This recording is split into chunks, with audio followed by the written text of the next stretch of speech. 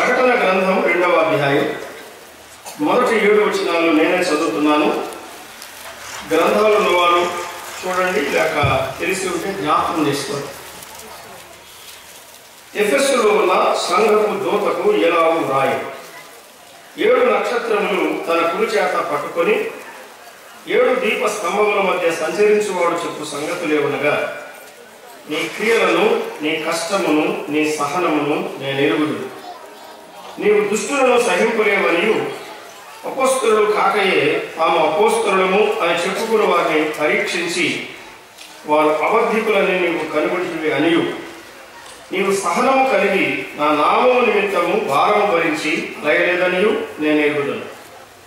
అయినను మొదట నీకుండిన ప్రేమను నీవు వదిలితివి అని నేను నీ మీద తప్పు ఒకటి మోపవలసి ఉన్నది. నీవు ఏ స్థితిలో నుండి పడితివో అది జ్ఞాపకము చేసుకొని మారు మనసు పొంది ఆ మొదటి క్రియలను చేయుము. అట్లు చేసి నీవు మారు మనసు పొందితేనే సరే. లేని ఎడల నేను నీ యొద్దకు వచ్చి నీ దీప స్తంభమును దాని చోట నుండి తీసివేతును. అయితే ఈ ఒకటి నీలో ఉన్నది, నీకులాయితుల క్రియలు నీవు ద్వేషించుచున్నావు, నేను కూడా వీటిని ద్వేషించుచున్నాను. చెవి గలవాడు ఆత్మ సంఘములతో చెప్పుచున్న మాట వినుగా. జయించు వారికి దేవుని పరదేశంలో ఉన్న జీవవృక్ష ఫలములు భుజింపనిత్తును. చిన్న ప్రార్థన చేద్దాం. ప్రభు తన వాక్య భాగమును దీవించి మనతో మాట్లాడినట్లు, మన జీవితాలను తాకునట్లు ప్రార్థించాలి. దయగల మా ప్రియ ప్రభువా, నీ దాసులు జాన్సన్ గారిని, రామకృష్ణ గారిని ఉదయకాలం చక్కగా ఉపయోగించారు. మాకు అనుగ్రహించిన వాక్య తలంపులను బట్టి, హెచ్చరికలను బట్టి మీకు స్తోత్రములు చెల్లిస్తున్నాం. ఇంకా మీ మీద ఎలా ఆధారపడాలో మాకు నేర్పించండి. పొరుగు వారిని ఎలాగో ప్రేమించాలో మాకు నేర్పించండి. ఎదుట ఉన్నటువంటి సమయం మా అందరికీ ఆశీర్వాదకరంగా చేయండి. పేరాల స్థానిక సంఘ ప్రియులు భారం భరించి అనేక మంది వాక్యం వినడానికి ఏర్పాట్లు చేస్తుండగా పెద్దలను సంఘమును దీవించి ప్రతిఫలం ఇమ్మని, మమ్మల్ని తాకుమని, తెలిసిన వాడు బలహీనుడు నిష్ప్రయోజకుడు ఆదుకుమని నడిపించమని వాక్యమై ఉన్న క్రీస్తు యేసు నామమున వేడుకొనుచున్నాము తండ్రి. ప్రియమైన స్నేహితులారా, ప్రభునందున్న ప్రియమైన సహోదరి సహోదరులారా, గత రాత్రి ప్రకటన గ్రంథము 1వ అధ్యాయంలో 1వ వచనాలను మనం చదువుకున్నాం. దేవుని కుమారుడైన యేసుక్రీస్తు ప్రత్యక్షత అని ఆయన 66 గ్రంథాల్లో ఎలాగో ప్రత్యక్షపరచబడ్డాడో, పరిశుద్ధాత్మ దేవుని కుమారుని పటాన్ని మనకు ఎలా తేటగా అందిస్తున్నాడో ఆ కొన్ని విషయాలు మనం గమనించాం. ఆయన నిత్యత్వాన్ని, ఆయన దైవత్వాన్ని, ఆయన పరిశుద్ధతను, ఆయన మహిమలను, ఆయన సర్వాధికారాన్ని, అదే సమయంలో మనుషులను రక్షించడానికి మనుషుడుగా వచ్చి మనలను ప్రేమిస్తూ తన రక్తమంతా మన కొరకు ఆయన చిందించి మృతుల్లో నుండి లేచిన వాడు, మరణం యొక్క పాతాళ లోకం యొక్క తాళపు చెవులు కలిగిన వాడు, ఈనాడు సంఘములకు ఆయన సరిపోయిన వాడుగా, ప్రతి సంఘానికి ఆయనే శిరస్సుగా ఉండి, ప్రతి సంఘానికి ఆయనే యజమానిగా, ప్రభువుగా ఉండి, సంఘాల మధ్య సంచరిస్తూ ఆయన ప్రత్యక్షతను ఎలాగో అందిస్తున్నాడో రాత్రి సువార్త సంబంధంగా కొంతగా మనం జ్ఞాపకం చేసుకున్నాం. ఈ ఉదయకాలం ఈ ఒక్క వర్తమానంలో ఎఫెసు సంఘపు దూతకు పరలోకముల నుండి ప్రభు ఇచ్చిన వర్తమానం. ఇది యేసుక్రీస్తు ప్రత్యక్షత అన్నాడు. గమనించండి, ఆసియాలో 7 కన్నా ఎక్కువ సంఘాలు ఉన్నాయి. కానీ ఆయన పాఠము కొరకు 7 సంఘాలను కోరుకున్నాడు. ఈ 7 సంఘాలకు ఆయన అందించిన సందేశాలు అన్నిటినీ మనం జ్ఞాపకం చేసుకోవాలని మన ఆలోచన కాదు. ఇది ఆయన ఆఖరి ప్రత్యక్షత. సంఘానికి ఆయన తన్ను తాను ఎలాగో బయలుపరుచుకుంటున్నాడో మనం గమనిస్తున్నాం. ఆఖరి ప్రత్యక్షత. ఇది ఆఖరి సందేశం. ఈ సందేశము వినాలి, లేకపోతే ఇక వేరే సందేశం లేదు. ఇది ఆఖరి అవకాశం, ఇది ఆఖరి హెచ్చరిక. ఆయన రాకముందు సంఘాలకు ఆయన ఇస్తున్న ఆఖరి సందేశం. ఒక్క మాటలో ఈ 2 దినాల పరిచర్య నేను కుదించి చెప్పాలని ఆలోచిస్తున్నాను.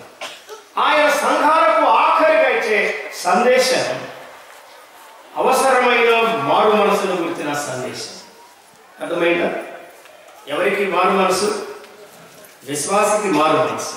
నాకు మారు మనసు, నీకు మారు మనసు అవసరమని ప్రభు మాట్లాడుతున్నాడు. మన పాఠం అయిపోయినట్టు. నమ్మని వాడు సువార్త నమ్మాలి, రక్షణ సువార్త నమ్మాలి. వారికి రక్షణ ఉన్నది, నిత్యజీవం ఉన్నది. అయితే నమ్మిన మన జీవితంలో ఏముండాలి? పశ్చాత్తాపం ఉండాలి, మారు మనసు ఉండాలి. The message of repentance, that is the final message from the Lord on high. ఆయన మహిమలో ఉన్న ప్రభు సంఘాల కొరకు రానై ఉండగా ఆయన ఇస్తున్న ఆఖరి వర్తమానం మారు మనసు పొందమని చెప్తున్నాడు. ఎవరు మారు మనసు పొందాలి? ఆయన ఎవరో చెప్తున్నాడు. అన్ని వివరంగా మనం ఆలోచించడానికి కాదు, మన హెచ్చరిక కొరకు ప్రభు మనతో మాట్లాడుతున్నాడు. 7 సువర్ణ దీప స్తంభాలు ఉన్నాయి.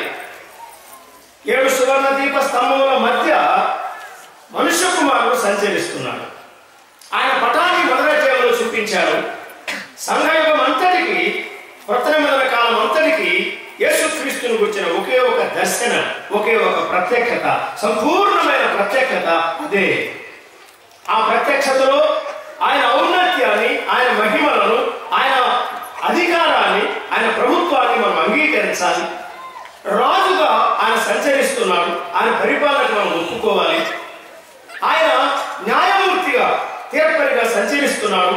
మనలో ఉన్న లోపాలు ఎరిగి వాటిని సవరించేవాడు, తీర్పు చేసేవాడు. మాత్రమే కాదు, మిక్కిలి హెచ్చైన ప్రధాన యాజకుడుగా, పాదముల మట్టుకు దిగుచున్న వస్త్రము ధరించిన వాడుగా సంఘాల మధ్య సంచరిస్తున్న ప్రభువును మనం చూస్తున్నాం.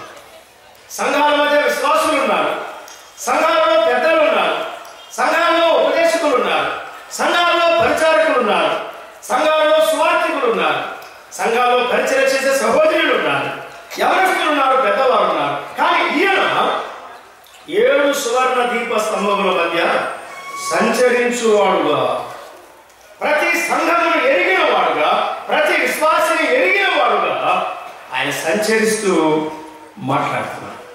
సంచరించే ప్రభువు, సంధించే వాక్యం, సూచించే ఆత్మ. ప్రతి పత్రికలో, అంటే ఈ 7 పత్రికలలో 7 సంఘాలకు రాసిన ఉత్తరాల్లో మనం గమనించాలి. దేవుని కుమారుడు సంఘాల మధ్య సంచరిస్తూ ఆయన ఏమని మాట్లాడుతున్నాడు, దేవుని ఆత్మ మనలో ఉండి మనకేమని సూచిస్తున్నాడు. ప్రతి ఉత్తరంలో ఆత్మ చెప్పుచున్న మాట చెవిగలవాడు వినుగా. పేరాల మీటింగ్స్ లో ఎవరికి వర్తమానం? నాకు తెలుసులే అనుకున్న వారికి కాదు. చెవిగలవాడు వినుగాక. చెవిగలవానికి ఆత్మ మాట్లాడుతున్నాడు.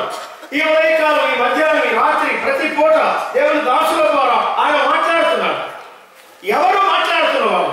మనల్ని ప్రేమించిన వాడు, రక్తమిచ్చిన వాడు, కడిగిన వాడు, తండ్రికి రాజ్యముగా యాజకులుగా చేసిన వాడు, మన మహిమ కొరకై ఆయన ప్రత్యక్షం కాబోతున్నాడు. ఈలోగా ఆయన వర్తమానం పంపించాడు.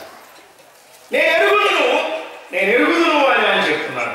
నన్ను నిన్ను ఆయన పూర్తిగా ఎరిగినవాడు, సరిగా ఎరిగినవాడు. ఏ విశ్వాసం గురించి ఎవరు ఆయనకు సాక్షి ఇవ్వవలసిన అవసరం ఉంది.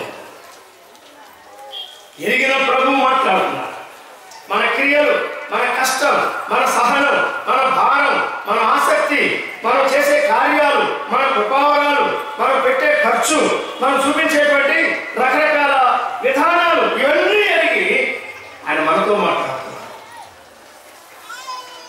ద్వేషించవలసినవి కొన్ని ద్వేషించే సంఘముగా ఉన్నట్టు ఆయన ఎఫెసు సంఘాన్ని అభినందిస్తున్నాడు. సంఘాన్ని ఒక ప్రక్కన అభినందిస్తున్నాడు.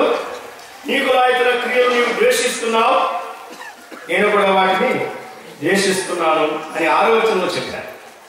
అపోస్తలుడు కాకయే అపోస్తలులను చెప్పుకున్న వారిని నీవు పరీక్షిస్తున్నావు, వారు అబద్ధికులని కనుగొన్నావు, ఇది నేను ఎరుగుదును అని ఆయన చెప్తున్నాడు. దుష్టులను సహింపలేవు, నేను మెచ్చుకుంటున్నాను అన్నాడు. నీకు మాత్రం క్రియలు ద్వేషిస్తున్నావు, అందుకు నీకు మార్పులు ఉన్నాయి, నేను మెచ్చుకుంటాను అన్నాడు. అపోస్తలులు కాకయ్య అపోస్తలులు చెప్పుకునే వారిని అబద్ధికులను నీవు కనుగొన్నావు, పరీక్షించి కనుగొన్నావు, నేను మెచ్చుకుంటున్నాను అన్నాడు. దుష్టులను సహింపలేవు, నేను మెచ్చుకుంటున్నాను. నా నామము నిమిత్తము భారము భరిస్తున్నావు, ఎంత భారమైనా భరిస్తున్నావు, ఎన్ని దినాలైనా, ఎంత ఖర్చైనా, ఎంత కష్టమైనా నీవు భరిస్తున్నావు. సువార్త జరిగిస్తున్నావు, పరిచర్య జరిగిస్తున్నావు, కూడికలు జరిగిస్తున్నావు, యాత్రలు జరిగిస్తున్నావు, బైబిల్ క్లాసులు జరిగిస్తున్నావు, కాన్ఫరెన్సులు జరిగిస్తున్నావు, ర్యాలీస్, రిట్రీట్స్ ఇవన్నీ జరిగిస్తున్నావు.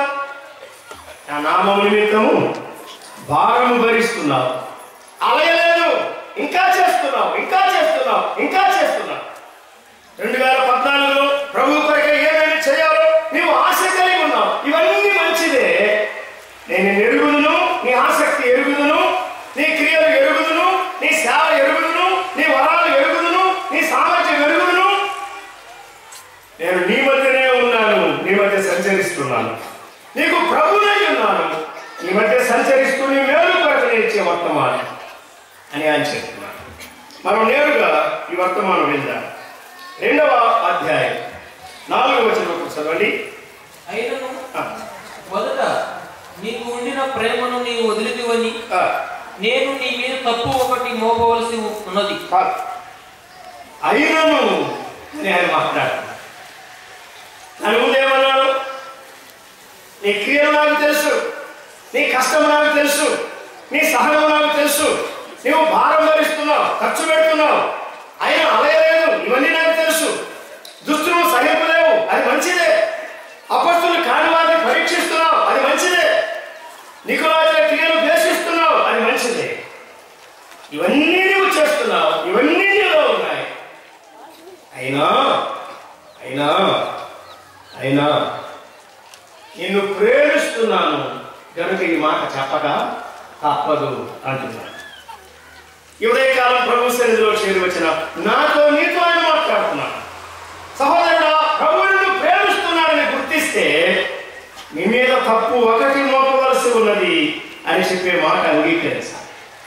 సహోదరి, ప్రభు మనల్ని ప్రేమిస్తున్నాడు. మొదటి ఏమిన్నా మనల్ని ప్రేమిస్తూ ఉన్నవాడు, ప్రేమించి ప్రాణం పెట్టి ప్రేమించడం మానుకోలేదు. లోకంలో ఉన్న తన వారిని అనగా మనలను ఆయన సంపూర్ణంగా ప్రేమిస్తున్నాడు కదా. మార్పు లేని ప్రేమతో ప్రేమిస్తున్నాడు అని మనం పాటపడలేదు. మనలోని ప్రేమ విశేషమైన ప్రేమ, ప్రేమిస్తూ మనతో మాట్లాడుతున్నాడు. ఆయన ప్రేమ మనలో ఉన్న తప్పు, ఆ ఒక్క తప్పును బయట పెట్టి అది చూపిస్తున్నది. అర్థం చేసుకున్నారు వివేక. ఎఫెస్సు అంటే కోరదగినది అని అర్థం కదా. సంగమా, నీవు కోరదగిన విశ్వాసిగా ఉండాలి. సంగమా, నీవు కోరదగిన సంఘముగా ఉండాలి. నీ ప్రియుడు కోరదగిన సంఘంగా ఆయన నిన్ను చూసినప్పుడు నీలో ఏ లోటు లేకుండా నీవు ఉండాలి. ఎఫెసీ పత్రికలో అదే చెప్పాడు కదా. కళంకమైన, ముడతైన, అగ్ని వారి ఏదైనా లేనిదిగా, పరిశుద్ధమైనదిగా, నిర్దోషమైనదిగా, మహిమగల సంఘముగా, తండ్రి యొక్క నన్ను నిన్ను సంఘముగా నిలబెట్టుకోవాలని ఆ పిండి కుమారుడు ఎంత అప్పగించుకొని పరిచర్య చేస్తున్నాడు. శిలువలో అప్పగించుకొని పరిచర్య చేశాడు. 2000 సంవత్సరాలుగా గొర్రెల గొప్ప కాపరిగా, ఆకాశ మండలం కంటే మిక్కిలి హెచ్చైన ప్రధాన యాజకుడుగా ఆయన పరిచర్య చేస్తున్నాడు. నా కొరకే, నీ కొరకే ఆయన పరిచర్య చేస్తున్నాడు. నేను ప్రేమించి నీతో మాట్లాడుతున్నాను. కోరదగిన సంఘముగా నీవు ఉన్నావా? కోరదగిన విశ్వాసిగా నీవు ఉన్నావా? నన్ను నిన్ను చూసినప్పుడు మన జీవితాల్లో ఆయన ముచ్చట ఉన్నదా? అది ఉదయకాలం మనం ఆలోచించేద్దాం. దేవుని దాసులందరి ద్వారా ప్రభు మాట్లాడే వర్తమానం అది. మన కార్యకలాపాలు కాదు, మన కృపావరాలు కాదు, మన సామర్థ్యం, మన ఆసక్తి మంచిదే. కానీ ప్రభు ఏం చెప్తున్నాడు? ఇన్ని మంచి లక్షణాలు నీలో ఉన్నవి, అయినను నీ మీద తప్పు ఒకటి మోపవలసి ఉంది. నీవు అలా ఉన్నావు, నీవు ఇలా ఉన్నావు, నీవు అలా ఉన్నావు, నీవు ఇలా ఉన్నావు, అసలు నీవు అంటే అని చెప్తూ ఉంటే మనకు చాలా సంతోషం. కానీ అంటే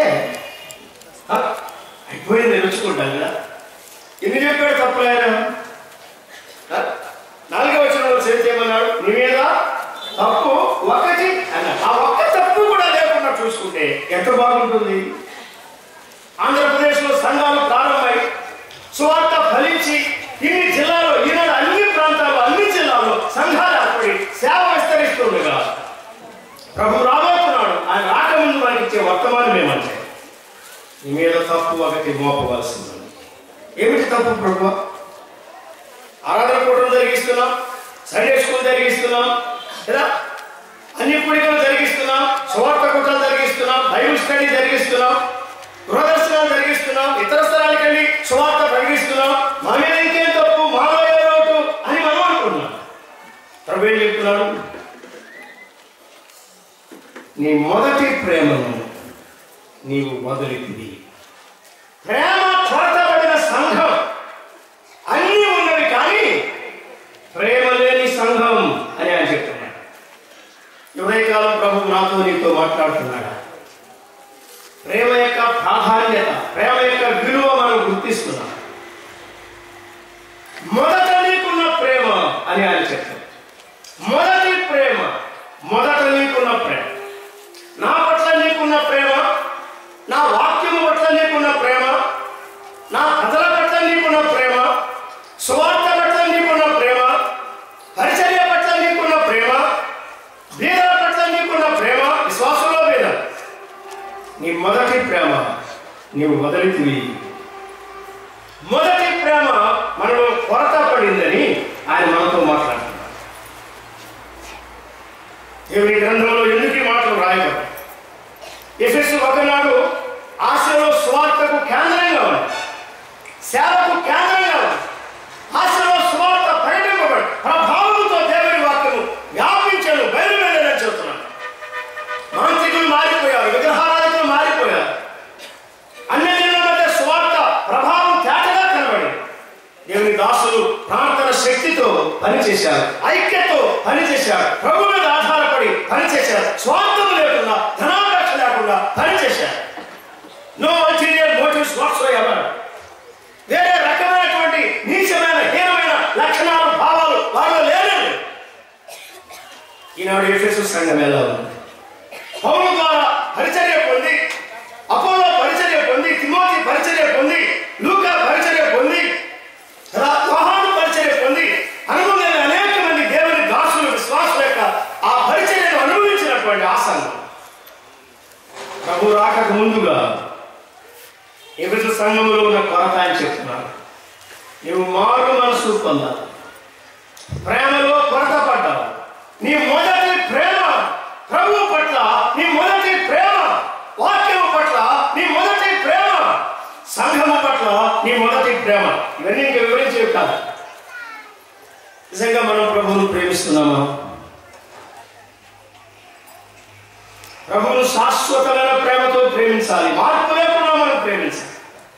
మన ప్రేమలో ఎన్ని అవకతవకలు ఉన్నాయి మనం అర్థం చేసుకున్నాం. చూడండి, కొరింథీ మొదటి పత్రిక 12వ అధ్యాయంలో ఆత్మ సంబంధమైన వరములు అని ప్రారంభించారు. వీటికంటే శ్రేష్టమైనది, ఇంతకన్నా శ్రేష్టమైనది, సర్వోత్తమైన మార్గం మీకు చూపుతున్నాను అని 12వ అధ్యాయం 31లో ఆయన ముగించారు. చదవయ్య 13వ అధ్యాయం 1 నుండి. మనుషుల భాషలతోను, దేవదూతల భాషలతోను. భాషల్లో మనుషుల భాషలు ఉన్నాయి, దేవదూతల భాషలు ఉన్నాయి. భాషలు, మనుషుల భాషలు, దేవదూతల భాషలతో నేను మాట్లాడినను ప్రేమ లేని వాడనైతే రోగిడి కంచును కాలమునై ఉంటానన్న. ప్రేమ లేకపోతే భాషలున్నా వ్యర్థమే అని చెప్తున్నాడు. ఆ తర్వాత ప్రవచించు కలిగి మర్మములన్నీ ఎరిగిన, జ్ఞానమంతయు ఎరిగిన, కొండలను తెగలింపగల పరిపూర్ణ విశ్వాసము గలవాడనైనను ప్రేమ లేని వాడనైతే నేను వ్యర్థుడను అని చెప్తున్నాడు. అంటే ప్రవచించే కృపావరం ఉన్న ప్రేమ లేకపోతే వ్యర్థమని చెప్తున్నాడు. జ్ఞానం అంతా తెలిసిన అన్నాడు. మన జ్ఞానం అంతా తెలుసా, మర్మం అంతా తెలుసా, బైబిల్లో కొద్దిగా తెలిస్తేనే చాలా తెలుసు అనుకుంటున్నాం కదా. ఒకవేళ సమర్పణ ఉన్నా కూడా సమర్పణ కన్నా ప్రేమ ముఖ్యమైనది అని చెప్తున్నాడు ఆయన. విశ్వాసము కన్నా ముఖ్యమైనది ప్రేమ, వరముల కన్నా ముఖ్యమైనది ప్రేమ, జ్ఞానము కన్నా ముఖ్యమైనది ప్రేమ, భాష కన్నా ముఖ్యమైనది ప్రేమ, త్యాగము కన్నా ముఖ్యమైనది ప్రేమ. 3వ వచనం చూడండి. బీదల పోషణ కొరకు నా ఆస్తి అంతయు ఇచ్చినను, కాల్చబడుటకు నా శరీరమును అప్పగించినను, ప్రేమ లేని వాడనైతే నాకు ప్రయోజనము ఏమీ లేదు. ఏమున్నా లేకపోయినా పర్వాలేదు అంటున్నాడా? లేదు లేదు. ప్రేమ లేని వాడనైతే నేను వ్యర్థుడను, ప్రభు రాబోతున్నాడు, మన మధ్య సంచరిస్తున్నాడు, మనల్ని ఎరిగినవాడు, మన వరాలు, మన సామర్థ్యాలు, మన ఆసక్తి, మన సేవ, మన కార్యకలాపాలు ఇవన్నీ ఎరిగినవాడు మాట్లాడుతున్నాడు. నీ మీద తప్పు ఒకటి మోపవలసి ఉన్నది. నా పట్ల నీకున్న మొదటి ప్రేమ నీవు వదిలితివి అని ఆయన చెప్తున్నాడు. ఇప్పుడే మనం విన్నా పొరుగువారిని ప్రేమించాలి కదా, పొరుగువారిని ప్రేమించాలి. బైబిల్ సారాంశం ఏమిటో దేవుని వాక్యంలో ధర్మశాస్త్రంలో చెప్పారు. ప్రభువును పూర్ణ హృదయంతో ప్రేమించాలి. పూర్ణ హృదయం, పూర్ణ బలం, పూర్ణ శక్తి, పూర్ణాత్మ, పూర్ణ వివేకం అక్కడక్కడ చెప్పాడు ఈ మాట. నిన్ను వలే నీ పొరుగు వారిని ప్రేమించాలి అని ఆయన చెప్పారు. మరి కొత్త నిబంధనలో ఆయన మనకి ఏమని నేర్పిస్తున్నాడో మనం జ్ఞాపకం చేసుకుందాం. చూడండి, పేతురు తాను రాసినటువంటి పత్రికలో పాఠం నేర్చుకున్న తర్వాత ఆయన మాటలు రాసుకున్నాం. మొదటి పత్రిక 1వ అధ్యాయం 23వ వచనం చివరి భాగం చదువుకున్నాం.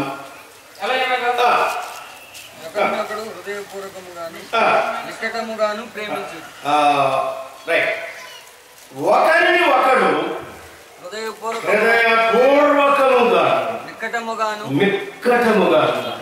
ప్రేమించుడి అని ఆయన చెప్తున్నాడు. అన్నిటికంటే ముఖ్యమైనది అని చెప్తున్నాడు. చూడండి, 4వ అధ్యాయం ఆయన రాకముందు అన్నిటికంటే సమీపమై ఉన్నది 8వ వచనంలో చెప్తాడు. ప్రేమ అనేక పాపములను కప్పును కనుక అన్నిటికంటే ముఖ్యముగా ఒకని ఎడల ఒకడు మిక్కటమైన ప్రేమ కలవాలై ఉండాలి. పేతురు ద్వారా ప్రభు మనకి ఇచ్చిన పత్రికలన్నింటిలో ఆయన పాఠాన్ని మనకు నేర్పిస్తున్నాడు. అపోస్తలుడైన పౌలు ద్వారా ఆయన మనకి ఇచ్చినటువంటి పత్రికల్లో కూడా ఆయన పాఠం నేర్పిస్తున్నాడు. ఒకరి ఎడల ఒకడు ప్రేమ గలవారై ఉండండి అని ఆయన చెప్తున్నాడు కదా. తెస్సలోని మొదటి పత్రిక 4వ అధ్యాయం 9లో ఆ మాట ఉన్నది. సహోదర ప్రేమను గురించి నీకు రాయనక్కర్లేదు, మీరు ఒకరినొకరు ప్రేమించుటకు దేవుని చేతనే నేర్పబడింది. ఆ ప్రేమలో మీరు అభివృద్ధి పొందండి. ఆగండి. ఒకరి ఎడల ఒకరికి ఏముండాలన్నాడు? ఆయాసాల, అసూయల, జగడాల, ద్వేషాల, అసహనమా ఏమున్నది? ఈరోజు మనకి రొట్టెలో పాత్రలో పాలు పొందుతున్నాం, పాటలు పాడుతున్నాం, సేవ చేస్తున్నాం, సాక్ష్యం ఇస్తున్నాం, పరిచయం చేస్తున్నాం. ఒకరంటే ఒకరికి కిట్టదే, ఒకరంటే ఒకరికి పడదే, ఒకరి నుంచి ఒకరు మండిపోతున్నారే. ఏమిటి లక్షణం? క్రీస్తు మనలో ఉన్నాడా? క్రీస్తు స్వభావం మనలో ఉన్నదా? క్రీస్తు ప్రేమ మనలో ఉన్నదా? నా సహోదరుని, నా యొక్క తప్పు చేసిన వాడిని, నా సహోదరుని, నా యొక్క తప్పు చేసిన సహోదరిని నేను ఎందుకు క్షమించలేకపోతున్నాను? నీ మీద తప్పు ఒకటి మోపవలసింది. నీవు కానీ దారిలో వెళ్ళిపోతున్నావు, కానీ ఒకరి ఎడల ఒకరికి ఉండవలసిన ప్రేమలో మీరు కొరత పడ్డారు. లవ్లెస్ చర్చ్ ఎఫెసు సంఘం ఆఖరికి ప్రేమ లేని సంఘం, కార్యకలాపాలతో నిండిపోయి మురిసిపోయే సంఘంగా తయారైపోయింది. ఆంధ్రప్రదేశ్లో ఇన్ని సంఘాలు ఏర్పడ్డాయి. ప్రభు స్తోత్రం. ఇంకా పని జరగవలసింది. నీ మీద తప్పు ఒకటి మోపవలసింది. మొదటి ప్రేమను నీవు వదిలితివి అని ఆయన చెప్తున్నాడు. ప్రారంభంలో మనం ఎలా ఉన్నాం? ప్రభు పట్ల అసలు మనం రక్షింపబడిన ప్రారంభ దినాల్లో మనం ఎలా ఉన్నాం? ఆ మాట మరోసారి చదువుతాం. చూడండి.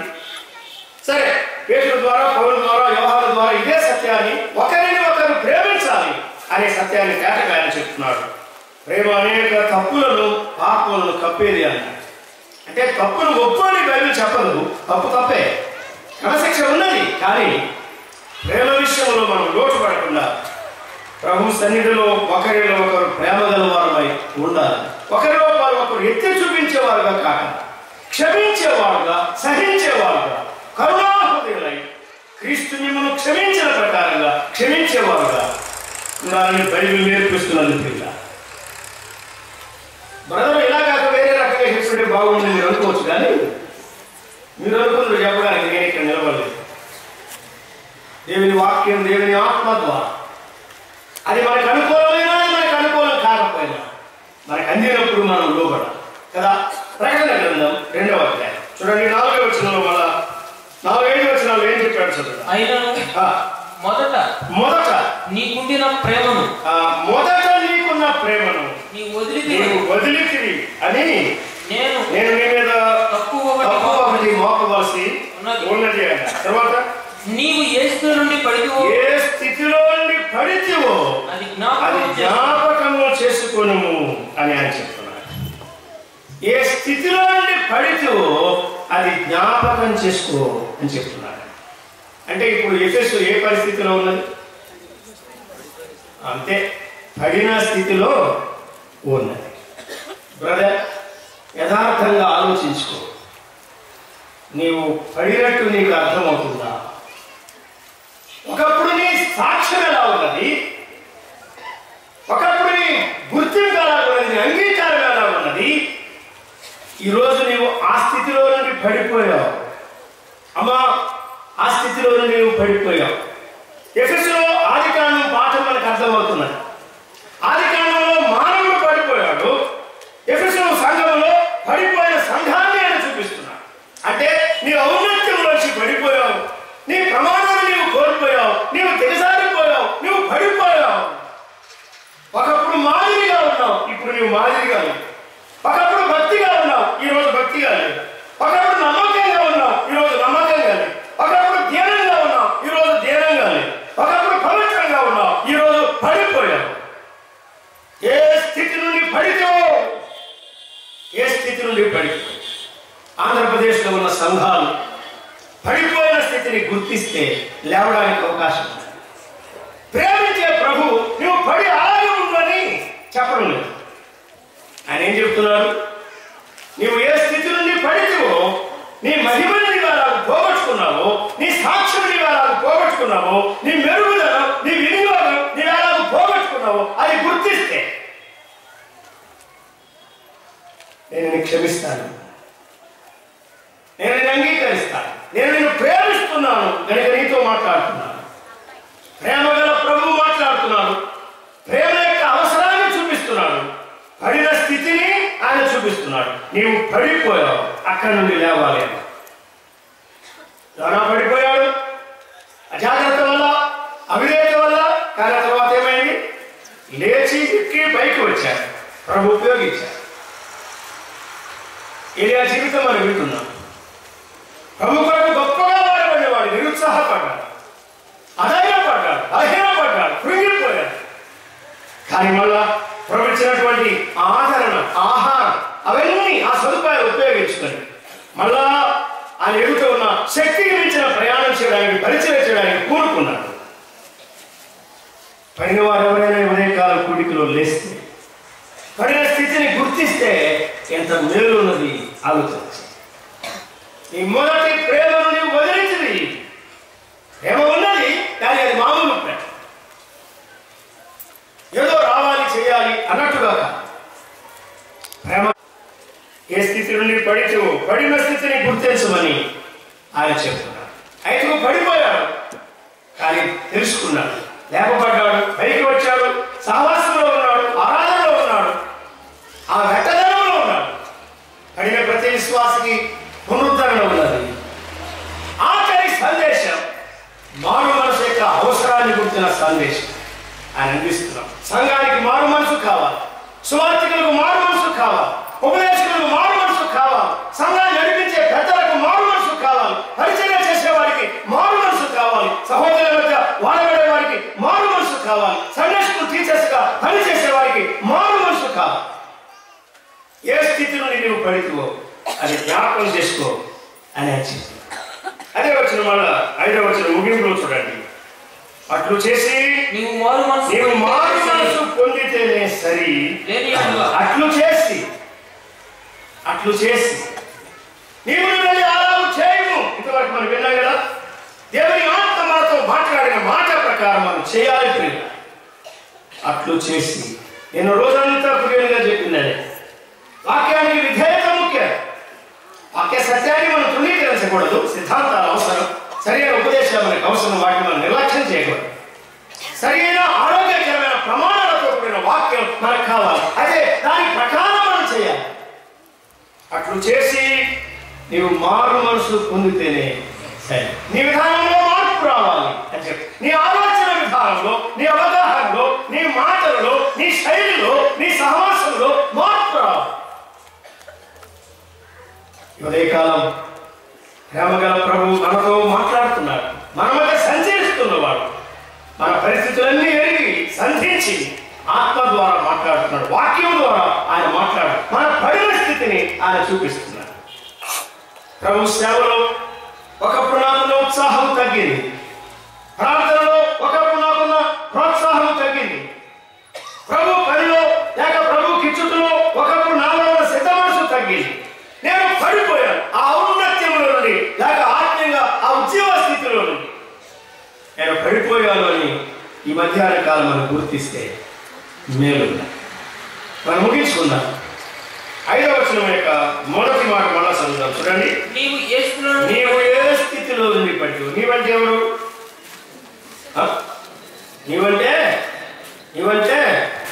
నీవంటే నీవే. నీవనే దానికి నిర్వచనం లేదు.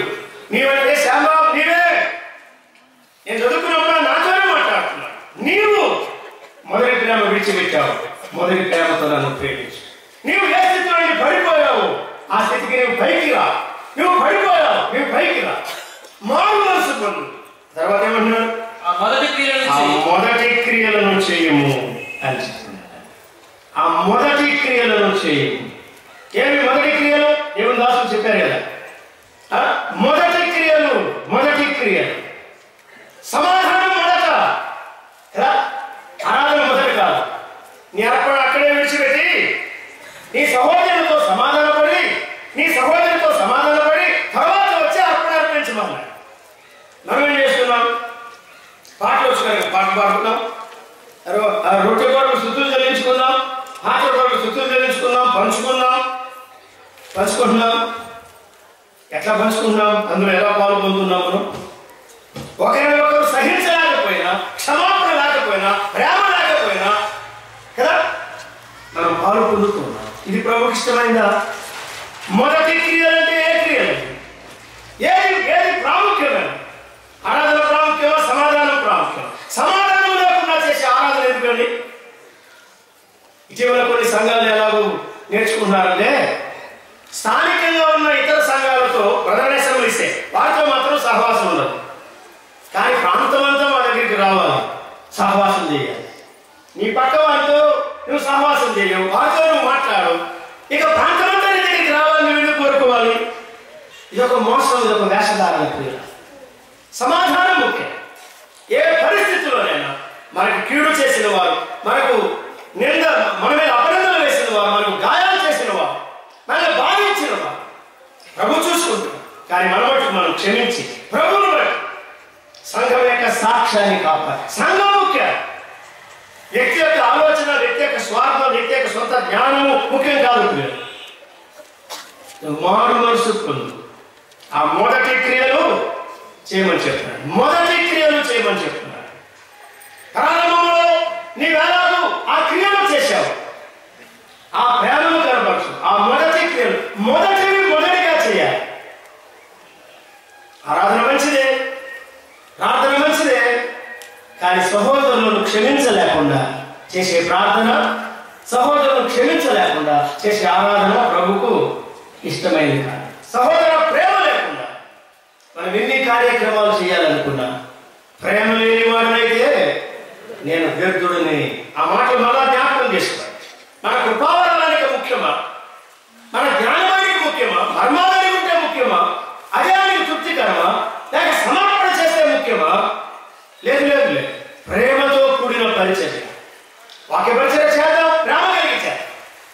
అలాగే సమర్పణ కలిగి ఉందాం, ప్రేమ కలిగించాలి, సమాధానం కలిగించాలి.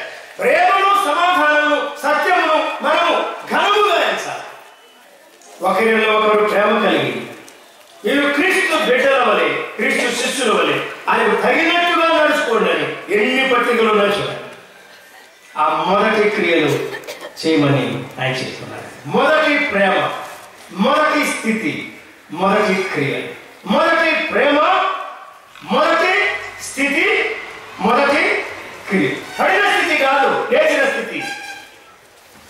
మొదటి స్థానం ప్రభుకి ఇస్తే, ప్రభువు మనం సరిగా ఎరిగి ప్రేమిస్తే పడిన స్థితిలో నుండి పైకి రాగలం. ఏ విషయాల్లో మనం లోటు పడ్డామో గుర్తించుకోగలం. సమర్థించుకోవద్దు, సాకులు చెప్పవద్దు. ఇక్కడ అవసరమైనది ఏంటంటే మాట్లాడే ఆత్మకు విధేయత, అంతే. తలవంచండి, ప్రార్థించండి.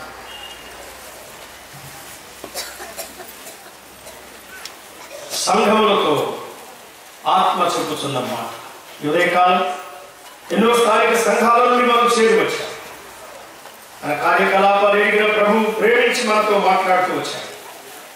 అయినను నీ మీద తప్పు ఒకటి మోపవలసి ఉంది. నీ మొదటి ప్రేమను నీవు కోల్పోయావు. మొదటి ప్రేమ కలిగి ఉన్నా. ప్రభువా, నీ పట్ల మొదటి ప్రేమ నాకు అనుగ్రహించమని, అది నాలో రగులు కలుపుమని ప్రభువును వేడుకున్నాను.